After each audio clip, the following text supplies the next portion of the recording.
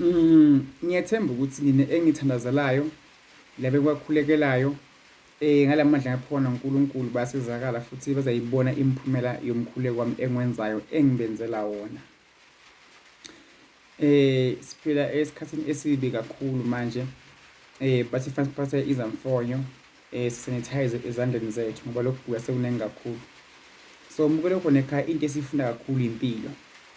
Ngeke ngithi amasiko singawalahli sigcile kuwo kakhulu. Nibonile le video le bengihlolela khona umuntu ngithandazela umuntu zikhuluma ilwane ukuthi zona zithunywe ubani futhi zibuyaphi.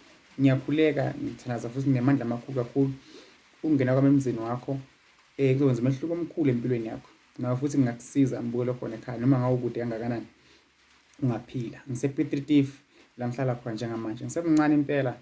Baningi abantu abangama abaney'thunywa but abafuni ukulandela lokho and abanaki abanye abazi bathi idemon akusiyo idemon. Isithunywa singakwenza ukuthi ube rich, ube nemali, ube nemoto zakho, ube nomuzi wakho omkhulu. Impilo engifisile kungathi ngenzeka. Amaphutha hlezi sinawo amaphutha siphila emhlabeni angithi vele. Kodwa noma umuntu ufuna uzicoce uzigade. Hlonipha abazali bakho. Yonke into oyenzako nje ibe nesizotha. Mbukelo khona ekhaya makuyoba nephutha this year next year lephutha leli ungabi nalo futhi ungafuthi wena uzoshintsha next year. Manje uDecember manje ungadla phansi imali uthi khatha sisekho vele sengizobona next day. Bona manje njengoba ngikhuluma nawe manje ngifuna ukukubonisa asicale sikhuleke manje. Sithandaze manje kushintshe izinto manje kwenza lokho okufunayo. Wathi next day sawuhlulekile ngeJanuary upheyile futhi umnyaka. So anytime ungayishintsha impilo yakho. Ngibe ngiliphi futhi ilanga ungayishintsha impilo yakho noma ngawukuphi impilo yakho ungayishintsha. Usejele usemsebenzini usemazweni njengoba nazi ukuthi ngihlale nginikhulekela lapho e-UK, America, Swaziland, Botswana, South Africa, Zimbabwe.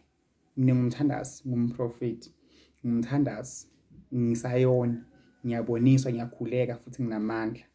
Amandla enginawo la nkasemanzini. Ngahlambulula sithunywa, ngakhuleka uthola umsebenzi, ngakhuleka ukuphila. Ngangena emzini wakho noma ekhaya kini, ngazobethela. Ngazokhuleka ngathandaza noma kanjani. Uma ke kwangena mina kuba nemehluko kukhona umuntu abengenile la ungena inceke kaNkulunkulu. Ungena umuntu onesithunywa, umuntu ophiwe. Mbukelo khona ekhaya ngiyethanda kakhulu.